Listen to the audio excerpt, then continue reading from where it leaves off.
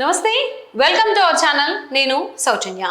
ఆంధ్రప్రదేశ్లో రిజల్ట్స్కి సంబంధించి కొన్ని సర్వేస్ వస్తున్నాయి. అంటే ప్రీ కౌంటింగ్ సంబంధించి సర్వేస్ వచ్చింది. అందులో ఎన్డీటీ సర్వే ఒకటి మనం చూసుకున్నట్లయితే ఖచ్చితంగా కూటమే గెలిచేటువంటి అవకాశం ఉంది. 108 సీట్ల కంటే ఎక్కువ వచ్చేటువంటి అవకాశం ఉంది అన్నట్టుగా మనకు తెలుస్తుంది. సో దాని సర్వే గురించి కనుక మనం చూసుకున్నట్లయితే ఈ సర్వే 2023లో జరిగిన ఎన్నికలు ఏవైతే ఉందో కర్ణాటక ఎన్నికల్లో 120 సీట్లు ఎక్కువ గెలుస్తుంది కాంగ్రెస్ అని చెప్పడం జరిగింది.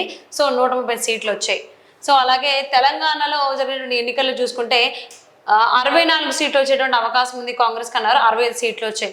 సో ఇలా వాళ్ళు ఇంతకుముందు చేసినటువంటి సర్వేల్లో చూసుకుంటే అన్ని నిజం అయ్యేటువంటి మరి ఏపీ ఎన్నికల రిజల్ట్స్కి సంబంధించి కూడా ఎన్డీటీ ఒక సర్వే ఇచ్చింది. ఈ అంశానికి సంబంధించి మనకి ఎన్నో విషయాలను షేర్ చేసుకోవడానికి ఈరోజు మనతో పాటు ఉన్నారు సీనియర్ జర్నలిస్ట్ దుర్గా కుమార్ గారు ఉన్నారు. వారితో మాట్లాడదాం. నమస్తే అండి. నమస్కారం. మా సౌజన్య మన వీక్షకులు కూడా నమస్కారం. సో ఏపీ రిజల్ట్కి సంబంధించి ఎన్డీటీ సర్వే రిలీజ్ చేయడం జరిగింది. సో అది ఆల్రెడీ ఇంతకుముందు మనం చెప్పుకున్నట్టు కర్ణాటక అలాగే తెలంగాణ ఎలక్షన్కి సంబంధించి వాళ్ళు చెప్పిన దానికంటే ఎక్కువే వచ్చాయి. అక్కడ కూడా 15 సీట్ల దాకా వచ్చింది. సో అది జరిగింది అనమాట. సో అలాగే ఏపీ ఎన్నికలకు సంబంధించి కూడా ఇక్కడ TDP alliance will not lose even 1 seat to 108. అలాగే 88% of YSRCP ministers lose elections. And in some constituencies where the TDP has not won for the past 15 to 20 years, this time the TDP will win. సో అని వీళ్ళు ఖరాఖండిగా చెప్తూ వస్తున్నారు. అలాగే in Pulivendula YS Jagan's majority will decrease compare to 2019, while in Kuppam Chandrababu's majority will increase compare to 2019. Pawan Kalyan and Lokesh will enter the assembly with a significant majority for the first time.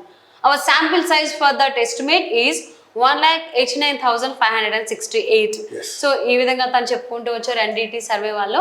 So ఇక్కడ ఈ post poles అనేది కనుక మనం చూసుకున్నట్లయితే ఆంధ్రప్రదేశ్ సంబంధించి TDP alliance ఇక్కడ మనం చూసుకున్నట్లయితే 49.2% ఉంది. అలాగే వైఎస్ఆర్సీపీ 41.9% గా ఉన్నట్టుగా మనం చూడొచ్చు.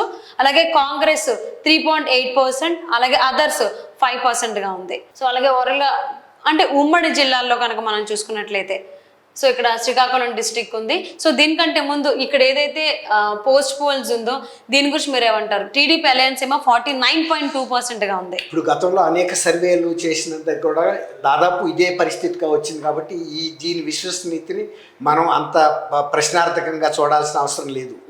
దాదాపు కార్యక్షేత్రంలో కూడా ఇంతే ఉంది. Almost 50%, close to 50%. వీళ్ళు క్లోజ్ టు 42% ఉన్నారు.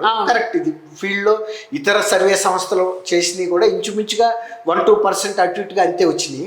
తర్వాత కాంగ్రెస్కి వచ్చేటప్పటికి బిలో 4 అని చెప్తున్నారు. ఇక్కడ కూడా 3.8 వచ్చింది. తర్వాత అదర్స్ వచ్చేటప్పటికి ఒక 5%. కాబట్టి ఇదేమి అసాధారణంగా ఏం లేదు. ఈ ఫలితాలు పర్సంటేజ్ ఆఫ్ షేరు ఎవరికి ఎంత భాగస్వామ్యం వస్తుంది అనేది 50% దాకా తెలుగుదేశంకి ఈజీగా వస్తుంది కార్యక్షేత్రంలో. మనకి అంతకుముందు రిపోర్ట్స్ కూడా మనకి అదే వచ్చినాయి. ఓకే. సో డిస్ట్రిక్ట్స్ వైజ్ అంటే ఉమ్మడి జిల్లాల ప్రకారం కూడా ఎవరెవరు అంటే ఏ నియోజకవర్గాల్లో ఏ పార్టీ గెలిచేటువంటి అవకాశం ఉందన్నట్టుగా కూడా మనకి ఎన్డీటీ సర్వే ఇచ్చింది. సో అది చూసుకున్నట్లయితే శ్రీకాకుళం డిస్ట్రిక్ట్ లో చూసుకున్నట్లయితే ఓవరాల్ గా ఆల్మోస్ట్ టీడీపీయే కనిపిస్తుంది. ఆరు క్లియర్ గా గెలవగలిగే పరిస్థితి ఉంది. ఒకసారి కీన్ కంటెస్ట్ ఉంది, 2 సార్లు వైఎస్ఆర్సీపీ. కాబట్టి అక్కడ ఎడ్జి టీడీపీకి ఒకవేళ కంటెస్ట్ లో కూడా ఇది పోయింది అనుకున్నా కూడా వాళ్ళకి 3 అవుతాయి తప్ప వీళ్ళకి 6 టీడీపీకి కనపడుతున్నాయి. 8 దాకా వచ్చేటువంటి 2 కీన్ కంటెస్ట్ వేసుకున్నా కూడా వీళ్ళకి ఒక 7 వస్తాయి, వాళ్ళకి ఒక 3 వస్తాయి అంతే. సో అలాగే విజయనగరం డిస్ట్రిక్ట్ కనుక చూసుకున్నట్లయితే ఇక్కడ కూడా 50-50నే ఉంది. వైఎస్ఆర్సీపీ సగం అయితే టీడీపీకి సగం ఉన్నట్టుగా మనం అనుకోవచ్చు. ఎందుకంటే ఇక్కడ కీన్ కంటెస్ట్ కాబట్టి 3 ఉన్నాయి. ఇక్కడ క్లియర్ గా 3 గెలుస్తుంది, 2 ఇక్కడ క్లియర్ గెలుస్తుంది. 3 కాదు 4 గెలుస్తుందమ్మా. 3 కీన్ కంటెస్ట్లు ఉన్నాయి. ఇక్కడ వైఎస్ఆర్సీపీ ఒకటి ఉంది, గజపతి నగరం కూడా. ఓకే, కీన్ కంటెస్ట్ లో 2 వీళ్ళకి వచ్చినాయి అనుకున్నా కూడా టీడీపీకి 2 + 2 4 అవుతాయి. వీళ్ళకి 1 వచ్చింది అనుకున్నా కూడా 6 అవుతాయి. సో అలాగే విశాఖపట్నం డిస్ట్రిక్ట్ కనుక చూసుకున్నట్లయితే విశాఖపట్నం నార్త్ కీన్ ఉంది, విశాఖపట్నం వెస్ట్ టీడీపీ. సో మిగిలిన జిల్లాలు చూసుకున్నట్లయితే 3, 4 + 7 క్లియర్ గా టీడీపీ ఎడ్జ్ ఉందమ్మా. 1, 2, 3 జనసేన ఉంది. అంటే 7 + 3 10. జనసేన వచ్చేసి 2 సార్లు గెలుస్తుంది. 3 చోట్ల జనసేన జనసేన 3, అది 10 అవుతుంది. వైఎస్ఆర్సీపీ 3 సార్లు గెలుస్తుంది. సో ఓవరాల్ గా వైజాగ్ స్థానాలు టీడీపీ జనసేన కాంబినేషన్ కాబట్టి జనసేన కూడా ఇక్కడ ఉంది కాబట్టి సో ఓవరాల్ గా కూటమి అనుకోవచ్చు. కూటమే ఆధిక్యతలో, క్లియర్ ఆధిక్యతలో ఉంది. అవును. నెక్స్ట్ ఈస్ట్ గోదావరి డిస్ట్రిక్ట్ కనుక మనం చూసుకున్నట్లయితే ఇక్కడ కూడా ఏమంటారు? ఇక్కడ కూడా టీడీపీ వచ్చేసి 3, 4, 5, 6, 7 క్లియర్ గా గెలుస్తున్నది. ఇది +2, 3, 7 + 3 10. ఇక్కడ కూడా 10 స్థానాలు వైఎస్ఆర్సీ దీనికి వస్తుంది, టీడీపీ కూటమికి వస్తుంది.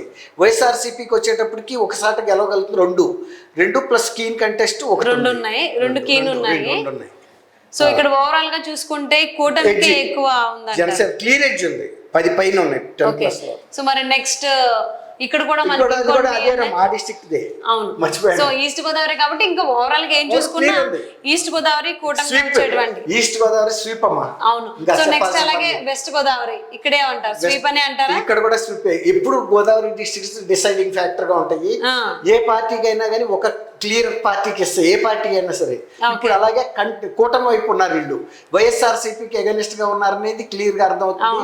వాళ్ళు కూడా ఎక్కువ డౌట్ పడిపోయింది కూడా, 2 గోదావరి ఉమ్మడి జిల్లాలు కనుక మనకు వ్యతిరేకం వస్తున్నాయి కాబట్టి అది పవన్ కళ్యాణ్ ఇన్ఫ్లుయెన్స్ కూడా కొంత బాగా పనిచేసింది.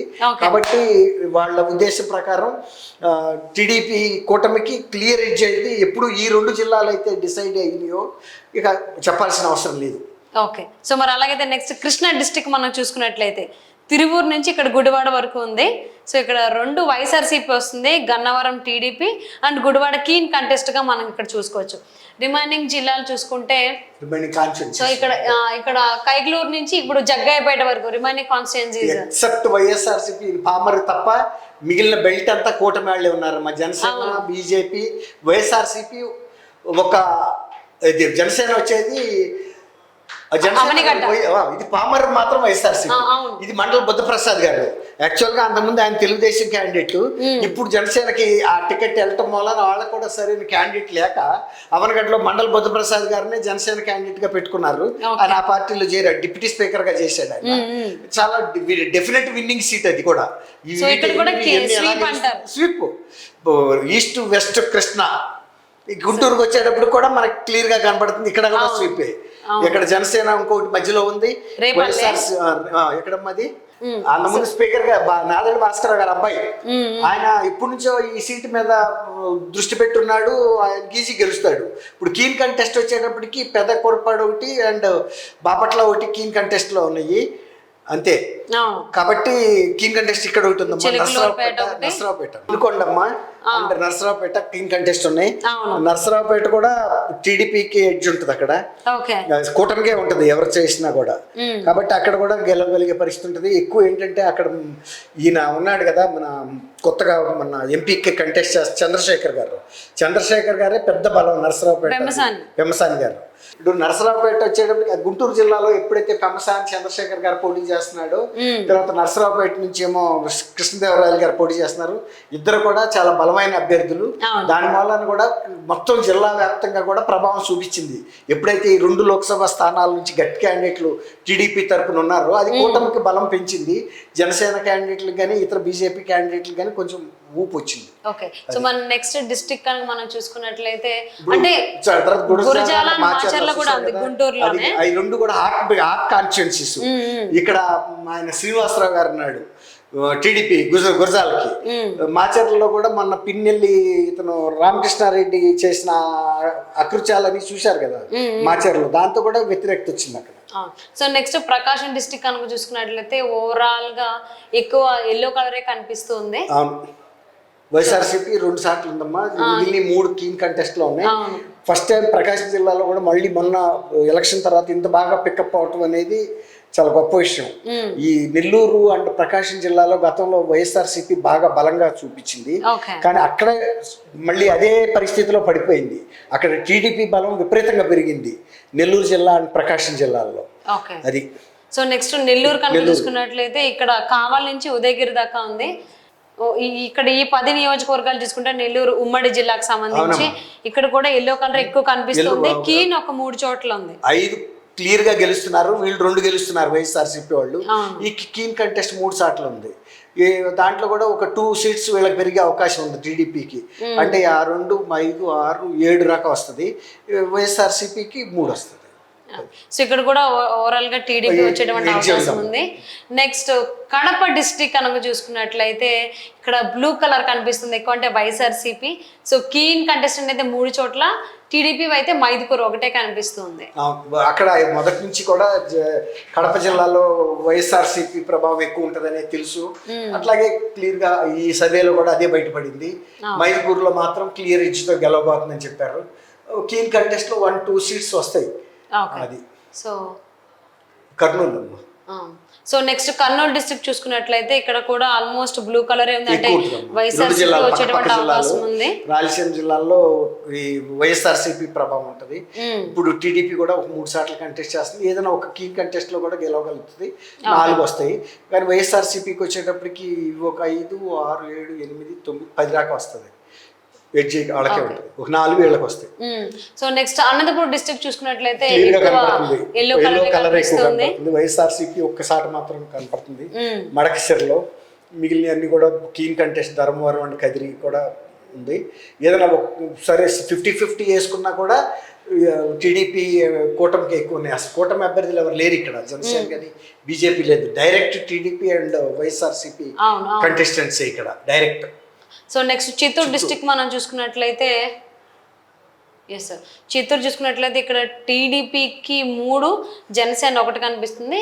ఇంకొక 3 ఇక్కడ ఉన్నాయి టీడీపీకి సంబంధించి. చిత్తూరు జిల్లాలో కూడా స్విప్ కింద లెక్క ఎట్లాంటి ఇది ఒక 3 చూపిస్తుంది కదా, అక్కడ ఒక 3, 6, జనసేన 7, 6, జనసేన 7, మొత్తం 13, 14లో 7 కనపడుతుంది 50%. తర్వాత మళ్ళీ కీన్ కంటెస్ట్లు ఉన్నాయి, అందులో కూడా వస్తాయి. కాబట్టి ఎడ్జ్ అయితే తెలుగుదేశం కూటమికే వస్తుంది. కరెక్ట్. ఓకే, అది. సో ఇక్కడ ఓవరాల్ గా expected MLA seats party wise చూసుకున్నట్లయితే వైఎస్ఆర్సీపీకి 49 నుంచి 63 వచ్చేటువంటి అవకాశం ఉంది. అండ్ టీడీపీ అలయన్స్ వచ్చి 108 నుంచి 126 గా కనిపిస్తుంది. అండ్ అదర్స్ అలాగే 1 రావచ్చు, లేదా అది కూడా లేకుండా ఉండొచ్చు అన్నట్టుగా మనం చూడొచ్చు. And expected seats each party wise.